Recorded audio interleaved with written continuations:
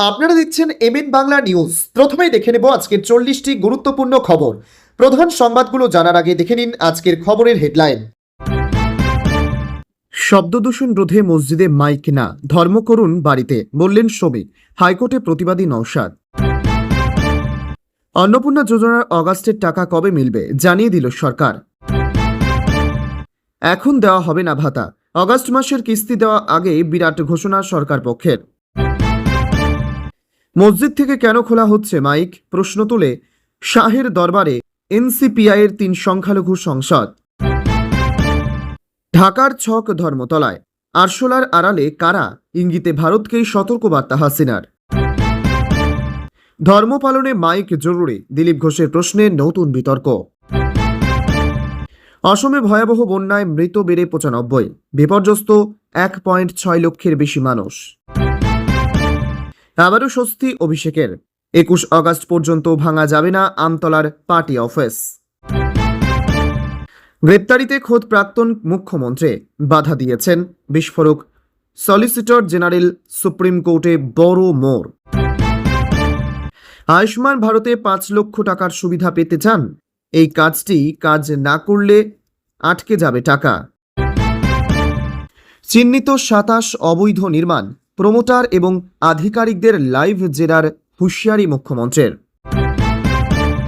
বই বিক্রির টাকা গেল কোথায়, রয়্যালটি না পেয়ে ক্ষোভ মমতার, পাল্টা ব্যাখ্যা প্রশাসকদের। বিহারে বড় ধরনের রাজনৈতিক পরিবর্তন, বাকিপুরের পর রাজনৈতিক সমীকরণ পাল্টে গেল।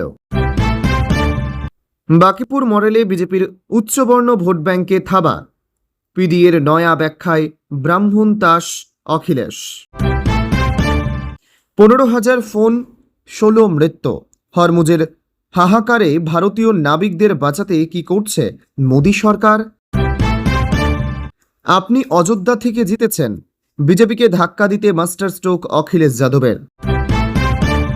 রোগ যেন সারতেই চাইছে না, পুলিশ তুলছে 20,000 করে তোলা, বিস্ফোরক দিলীপ।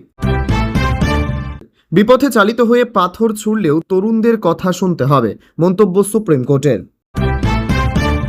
বোরখা পরা মন্তব্যের মামলায় এবার সুপ্রিম কোর্টের দ্বারস্থ মহুয়া।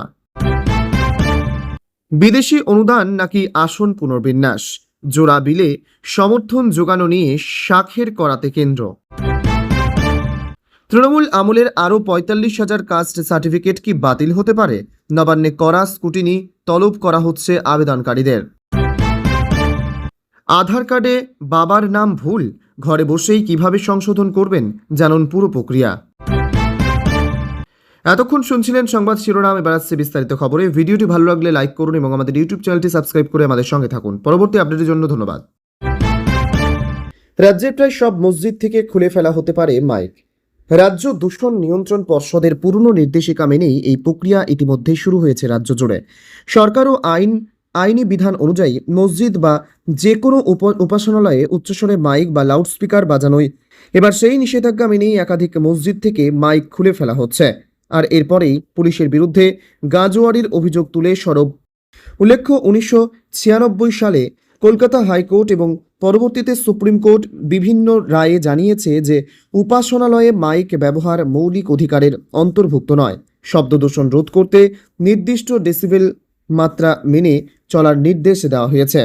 সুপ্রিম কোর্ট ও হাইকোর্টের শব্দ দূষণ নিয়ন্ত্রণ সংক্রান্ত নির্দেশিকা এবং পরিবেশ আইনের বিধি মেনে শব্দের ডেসিবেল সীমা লঙ্ঘন করলে নওশাদের সুরে পুলিশকে নিশানা করেছেন প্রাক্তন মন্ত্রী তথা পশ্চিমবঙ্গ রাজ্য জমিয়ত উলামার রাজ্য সভাপতি। 1 এপ্রিল কলকাতা হাইকোর্ট মাইক নামাতে নির্দেশ দেয়নি, বরং ডেসিবেল বেঁধে দেওয়ার কথা বলা হয়েছিল।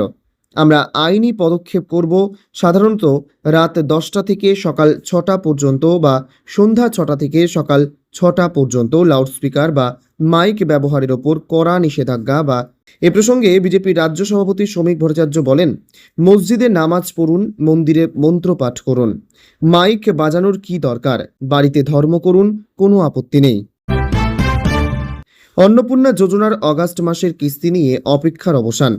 রাজ্য সরকার জানিয়েছে, যোগ্য উপভোক্তাদের 3,000 টাকা সেপ্টেম্বর পর্যন্ত অপেক্ষা না করেই অগাস্ট মাসের মধ্যেই দেওয়া হবে। ইতিমধ্যে আবেদনপত্র যাচাইয়ের কাজ চলছে এবং 15ই আগস্টের পর থেকে ধাপে ধাপে উপভোক্তাদের ব্যাংক অ্যাকাউন্টে টাকা পাঠানো শুরু হবে। তবে ভুল তথ্য বা ভুয়ো আবেদন ধরা পড়লে সংশ্লিষ্ট আবেদন বাতিল করা হবে বলেও স্পষ্ট করেছে সরকার। মন্ত্রী জানান, অনলাইন আবেদন জমা পড়ার পর বহু ক্ষেত্রে তথ্যগত অসঙ্গতি ধরা পড়েছে। এমনও অভিযোগ এসেছে, কেউ কেউ ইচ্ছাকৃতভাবে ভুল তথ্য দিয়ে সরকারের লক্ষ্য প্রকৃতভাবে আর্থিকভাবে পিছিয়ে থাকা মহিলাদের কাছে এই প্রকল্পের সুবিধা পৌঁছে দেওয়া। দপ্তর সূত্রে জানা গিয়েছে, শুধু ইচ্ছাকৃত ভুল তথ্যই নয়, অনেক ক্ষেত্রে সাইবার ক্যাফের মাধ্যমে আবেদন করার সময়ও আবার কিছু আবেদনকারীর ব্যাংক অ্যাকাউন্টের সঙ্গে প্রয়োজনীয় তথ্যের সংযোগ ঠিকমতো না থাকায় সমস্যার সৃষ্টি হয়েছে। ফলে আবেদন যাচাইয়ের সময় এই বিষয়গুলিও খতিয়ে দেখা হচ্ছে। প্রতিটি ব্লক স্তরে বিডিও অফিসকে পূর্ণাঙ্গ সমীক্ষা ও তদন্তের নির্দেশ দেওয়া হয়েছে। কারা প্রকৃত যোগ্য, কারা ভুল তথ্য দিয়েছেন এবং কোথায় প্রযুক্তিগত সমস্যা রয়েছে, সবকিছু যাচাই করেই চূড়ান্ত অনুমোদন দেওয়া হবে। সরকারের বক্তব্য, অন্নপূর্ণা যোজনার অর্থ শুধুমাত্র যোগ্য উপভোক্তাদের কাছেই পৌঁছাবে। তাই যাচাই প্রক্রিয়া সম্পূর্ণ হওয়ার পর 15 আগস্টের পর থেকে প্রশাসনের আশা, এই প্রক্রিয়ার মাধ্যমে প্রকৃত সুবিধাভোগীরা দ্রুত আর্থিক সহায়তা পাবেন এবং অযোগ্য আবেদনকারীদের বাদ দেওয়া সম্ভব হবে। শব্দদূষণ নিয়ন্ত্রণ পর্ষদের পুরনো নির্দেশিকা মেনেই রাজ্যে একের পর এক মসজিদ থেকে খুলে ফেলা হচ্ছে মাইক। শব্দদূষণ রোধে সুপ্রিম কোর্টের বেঁধে দেওয়া আইন মেনেই মাইক বাজানোয় তাহলে কেন মসজিদ থেকে মাইক খোলা হচ্ছে? এবার স্বরাষ্ট্রমন্ত্রীর কাছে সেই প্রশ্ন নিয়ে হাজির বাংলার নির্দিষ্ট কোনো ধর্মকে যেন টার্গেট না করা হয়। যদি আইন হয় তাহলে সমস্ত ধর্মীয় প্রতিষ্ঠানের ক্ষেত্রে তা কার্যকর হোক। বৃহস্পতিবার দিল্লিতে শাহের বৈঠকে সূত্রের খবর, সাংসদের সঙ্গে আলোচনার পর পরবর্তী পদক্ষেপের আশ্বাসও দেন শাহ। যদি সর্বধর্মের ক্ষেত্রে এটা যেন প্রযোজ্য হয়, যেন একটা ধর্মকে টার্গেট না করা হয়। দুর্গাপুজো, কালী পুজোর সময়ও যদি একই নিয়ম হয় তাহলে আমাদের কোনো সমস্যা নেই। অন্যান্য ধর্মাবলম্বী মানুষের আচার অনুষ্ঠানেও একই নিয়ম হলে কোনো অসুবিধা নেই। টার্গেট করে মসজিদ থেকে মাইক নামানো হলে এটা অত্যন্ত দুর্ভাগ্যজনক, কষ্টদায়ক, ব্যথার।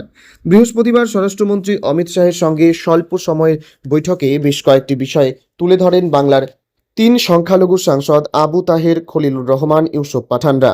তার মধ্যে উল্লেখযোগ্যভাবে যে বিষয়টি তারা উত্থাপন করেন তা হলো মসজিদ থেকে মাইক খোলার প্রসঙ্গটি।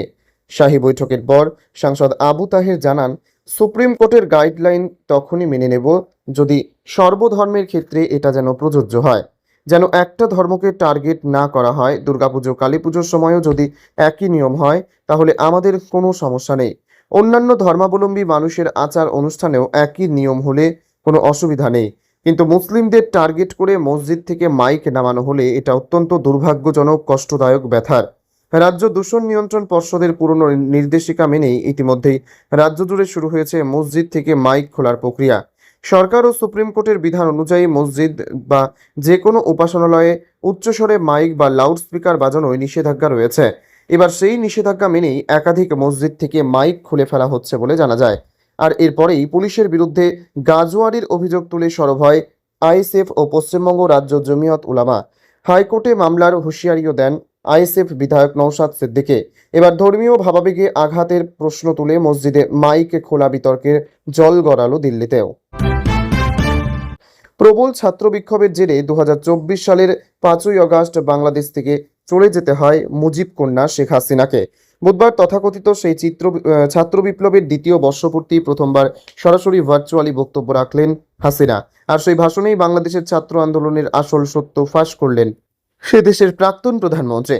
বললেন, এটি কোনো শান্তিপূর্ণ ছাত্র আন্দোলন ছিল না, গোটাটাই ছিল সরকার ফেলার ষড়যন্ত্র। শুধু তাই নয়, ছাত্র আন্দোলন নিয়ে ইঙ্গিতে ভারতকেও সতর্কবার্তা দিলেন তিনি।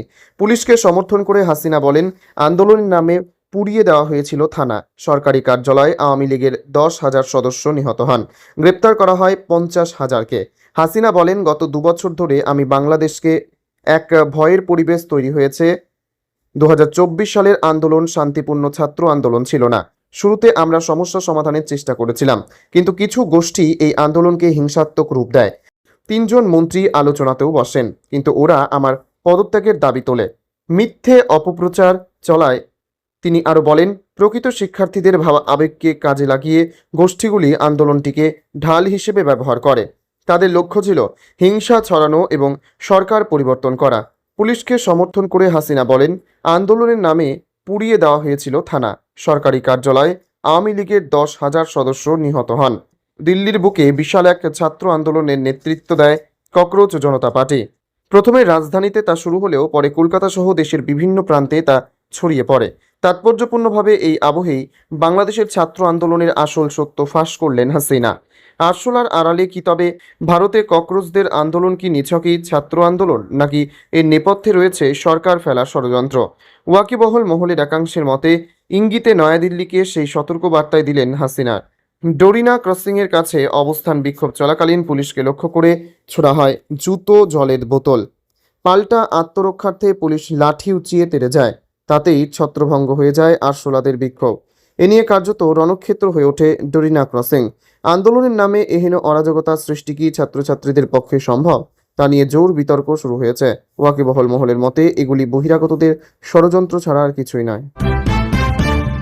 নিউ টাউন ইকো পার্কে মর্নিং ওয়াক করতে গিয়ে সাংবাদিকদের মুখোমুখি হয়ে একাধিক গুরুত্বপূর্ণ রাজনৈতিক ও সমসাময়িক ইস্যুতে নিজের অবস্থান স্পষ্ট করলেন পশ্চিমবঙ্গের পঞ্চায়েত মন্ত্রী দিলীপ ঘোষ। আজানের সময় মাইক ব্যবহারের বিতর্ক, টুলু বারিকের সম্পত্তি নিয়ে অভিযোগ, অভিষেক বন্দ্যোপাধ্যায়ের বিদেশে চিকিৎসা, বাংলাদেশের অস্থিরতা এবং তার মাইক ব্যবহারের অনুমতি থাকে না, এবং ধর্মীয় আচার অনুষ্ঠানের সূচনাকালে পৃথিবীতে মাইকের অস্তিত্বই ছিল না। তার বক্তব্য, ধর্ম পালন অবশ্যই করা উচিত, কিন্তু সেই কারণে অন্য মানুষের অসুবিধা হওয়া উচিত নয়। তাই শব্দের মাত্রা নিয়ন্ত্রণে রাখা প্রয়োজন। তিনি আরও বলেন, এই ধরনের বিষয়ে জোর জবরদস্তি করে কিছু করানোর প্রয়োজন নেই, বরং পারস্পরিক সহনশীলতা ও সামাজিক দায়িত্ববোধ বজায় রাখা উচিত। টুলু বারিকের বিপুল সম্পত্তি নিয়ে প্রশ্ন উঠতেই দিলীপ ঘোষ তীব্র সমালোচনার সুরে বলেন, সরকারি আশীর্বাদে অস্বাভাবিকভাবে সম্পদশীল হয়ে উঠেছেন। তার অভিযোগ, রাজ্যের সরকারি কোষাগারে অর্থের অভাব থাকলেও কিছু মাফিয়া সরকারের মদতে এমন অবস্থায় পৌঁছেছেন যে তাদের সম্পত্তির পরিমাণ সরকারের সম্পদের সঙ্গেও তুলনা করা যায়। তিনি জানান, তদন্ত এখনও চলছে এবং ভবিষ্যতে আরও অনেক তথ্য সামনে আসতে পারে বলে তার বিশ্বাস। অভিষেক বন্দ্যোপাধ্যায়ের বিদেশে চিকিৎসার প্রসঙ্গে কটাক্ষ করেন দিলীপ ঘোষ। তিনি প্রশ্ন তোলেন, বিদেশে যাওয়ার উদ্দেশ্য কি শুধুই চিকিৎসা, নাকি অন্য কোনো কারণ রয়েছে? পরোক্ষে রাহুল গান্ধীর উদাহরণ টেনে তিনি বলেন, অনেক রাজনৈতিক নেতাই প্রায়শই বিদেশে যান, তবে যদি সত্যি চিকিৎসার প্রয়োজন থাকে তাহলে চিকিৎসকরা সেই সুপারিশ করবেন এবং আদালত প্রয়োজনীয় সিদ্ধান্ত নেবে। একই সঙ্গে তিনি ভারতের স্বাস্থ্য ব্যবস্থার পক্ষে সওয়াল করে বলেন, দেশের হাসপাতাল ও রোগীরা ভারতে চিকিৎসা করাতে আসেন এবং দেশের কোটি কোটি মানুষ এখানকার চিকিৎসা পরিষেবার উপর নির্ভর করেই সুস্থ জীবনযাপন। ধর্মীয় অনুষ্ঠান থেকে শুরু করে দুর্নীতি অভিযোগ, চিকিৎসা ব্যবস্থার কিংবা প্রতিবেশীর দেশের পরিস্থিতির প্রতিটি বিষয়ে তিনি প্রশাসনিক কঠোরতা, তদন্ত এবং আইনের শাসনের ওপর জোর দিয়েছেন। অসমে বন্যা পরিস্থিতি ক্রমেই উদ্বেগজনক হয়ে উঠছে। গত 24 ঘন্টায় আরও 6 জনের মৃত্যু হয়েছে। মোট মৃতের সংখ্যা বেড়ে 95-এ পৌঁছেছে। প্রবল বৃষ্টি ও নদীর জলস্তর বৃদ্ধি পাওয়ায় রাজ্যের একাধিক জেলা এখনও জলমগ্ন। লক্ষাধিক মানুষ চরম দুর্ভাগ্যের মধ্যে দিন কাটাচ্ছেন। এর সর্বশেষ রিপোর্ট অনুযায়ী গ্রামীণ এলাকার পাশাপাশি শহরাঞ্চলেও ভয়াবহ জলাবদ্ধতা তৈরি হয়েছে। বুধবার যে 6 জনের মৃত্যুর খবর মিলেছে তাদের মধ্যে 5 জনের মৃত্যু হয়েছে বন্যার কারণে। বিশ্বনাথ ও শিবসাগর জেলায় 2 জন, উদালগুড়ি জেলা থেকে 1 জন নিখোঁজ থাকার খবরও মিলেছে। এদিকে গোলাঘাট, লখিমপুর, চড়াইদেও, শিবসাগর, বিশ্বনাথ জেলার তালিকায় রয়েছে। সরকারি হিসেব অনুযায়ী বন্যার জেরে 563টি গ্রামের 1,60,000-এর বেশি মানুষ ক্ষতিগ্রস্ত হয়েছেন, যেখানে 57,000-এর বেশি মানুষ বন্যার কবলে পড়েছেন। গোলাঘাট ও জোরহাটেও পরিস্থিতি অত্যন্ত উদ্বেগজনক। বন্যার ধাক্কায় রাজ্যের পরিকাঠামো ব্যাপক ক্ষতির মুখে পড়েছে। 7টি বড় বাঁধ ভেঙে গিয়েছে। এর মধ্যে চড়াইদেও জেলায় একটি ইস্পাতের সেতু এবং উদালগুড়ির টাংলা এলাকায় একটি পদচারী সেতুরও ক্ষতি হয়েছে। ব্যাপক ক্ষতি হয়েছে গবাদি পশুরও। 35,000-এর বেশি পশু বন্যার প্রভাবে ক্ষতিগ্রস্ত হয়েছে, যার মধ্যে শিবসাগরেই প্রায় 8,500 পশু ভেসে যাওয়ার খবর মিলেছে। অন্যদিকে গুয়াহাটি সহ একাধিক শহরেও জলাবদ্ধতা। জোরহাট জেলায় শহরে বন্যার প্রভাব শত শত মানুষের সমস্যায় পড়েছেন। কামরূপের জুরিপাড় ও অনিলনগর এলাকাতেও জল জমে জনজীবন বিপর্যস্ত। পরিস্থিতি মোকাবিলায় রাজ্য সরকার 45টি ত্রাণ শিবির চালু করেছে। সেখানে বর্তমানে 12,000-এর বেশি মানুষ আশ্রয় নিয়েছেন। এছাড়া 59টি ত্রাণ বিতরণ কেন্দ্রের মাধ্যমে 32,000-এর বেশি মানুষের হাতে খাদ্য সামগ্রী ও নিত্য প্রয়োজনীয় জিনিস পৌঁছে দেওয়ার দুর্গত এলাকাগুলিতে চাল, ডাল, লবণ এবং পশুখাদ্য পাঠানোর কাজও জোর কদমে চলছে।